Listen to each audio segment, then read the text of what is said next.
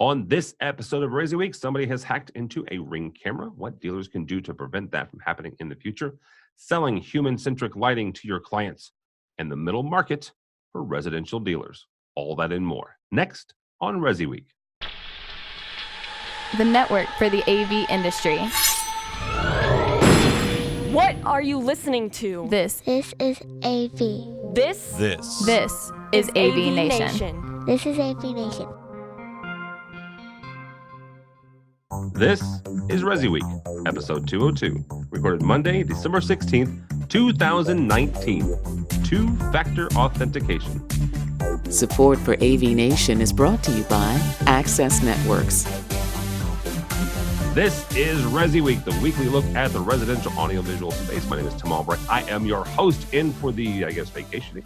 Matt Scott, I'm not quite sure where he is. Couldn't find him. We sent the Mounties looking, and they came back with Nell. That's an old joke. If you get it, thank God. No. I got it. To talk with us today is Mr. Jason Knott in the brand spanking new studios of Emerald in Framingham, Massachusetts. Welcome, sir. Thanks for having me. I'm glad to be here. Absolutely. He is with CE Pro and a bunch of other stuff. Also with us is our buddy Mitch Klein, who is from Z-Wave Alliance. Welcome, sir. Hey, it's great to be back, Tim, and certainly love being here with Jason. All right, very good, guys. First story coming to us from our friends over at the BBC, no less.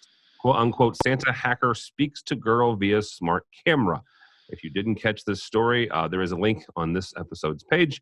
But bottom line, a hacker hacked into a Ring camera that was in a child's room. The child was 8 years old. Talked to the child and told her it was Santa. Okay. Once you're done freaking out, bottom line here, there was a lot of things going on that went wrong. There was logins and passwords most likely that were defaulted. There's certain parameters here and procedures that just didn't take place. Jason, I'll start with you on this. As you're talking with integrators and we're talking to them, you and I both at CEDIA, and you guys do webinars about security. At what point is it the responsibility of the integrator, and at what point is it the responsibility of the homeowner to make sure these devices are safe? Well, I look at this, it's obviously a horrible thing from a broader market to see these hacking things, these controversies take place, but it really is a major differentiator for integrators to be able to talk to their customers about the steps that they take to establish a robust, secure network for their customer versus buying a cable modem or buying something from the cable company. So we just came back from a conference that we did in New York with design professionals, and I got to tell you, the smart home hacking thing is on the mind of design professionals, and so these people are locked in closely with their clientele. So it's definitely something integrators can differentiate themselves. It's kind of a double-edged sword for me, because whenever it happens, I feel like integrating about what they do and how different they are from the off-the-shelf products, and it differentiates them. And at the same time, it's a tough thing because maybe the general market's looking at it negatively and saying, I'm not going to get any smart home stuff. You know, when you got hundreds of thousands of those rings sold, I happen to know this, hundreds of thousands of them, one gets hacked. What makes news? Hundreds of thousands not hacked, or one?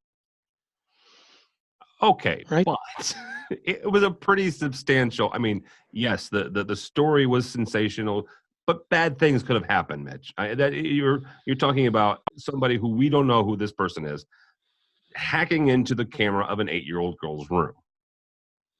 Correct. That's a pretty big lapse. It is. It is really bad news. I would agree with that. But I guess the point I was making is, no matter how much good we do, and the manufacturers do, no matter how hard we try, all it takes is one. And all of a sudden, everyone's opposed to it. That was really my point. You know, there's some talk about, hey, why didn't they do two-factor authentication? Well, in my opinion, that should be mandatory on the manufacturer side. Period. You should not be able to connect the product to the internet until you engage two-factor authentication. Period. I mean, look, that's not going to solve 100% of your challenges, but something like this hack, that would have been addressed. Well, it's not going to solve 100%, but it gets rid of the low-hanging fruit. right? Correct. And that's what this was, right? And it's easy to do. Well, yeah, easy to do, and it's easy to. How many of your listeners here are given the option of two-factor authentication and go, nah, it's a hassle, and to click no? I mean, that's actually a really good question, and just here, AVNation doing business, right? There are a number of devices. I'm not going to show you my phone because then you could get my two-factor, but I have 8 services or websites, right, that I have two-factor authentication tied into. My son over the weekend, 11 years old, plays Fortnite, is what it is, right? They have started implementing two-factor authentication. Understand what I'm saying? Fortnite is implementing two-factor, yeah. But that is how an evildoer can hack into your home system through Fortnite. Yeah. Just to show you the disconnect, one of the takeaways from this conference we did with the designers last week was always do two-factor authentication. Guess what one of the questions was from the audience? What is that? Yeah, right. Oh. Yeah. Of course. Okay, here's what two-factor is, and this is my big fat dummy explanation, and somebody smarter than me could probably explain it better. Google could explain it better. But since you're listening to the podcast, here it is in 30 seconds. You try to sign into the website or the service or the device, and either something on your phone, you get a text, I have an app on my phone, you get several. There's another code somewhere outside of your email and login and password. That's what two-factor is, right? It requires you to have another way, another piece of code that logs in, and our two-factor is constantly changing, so you have to sync it to the site and the service.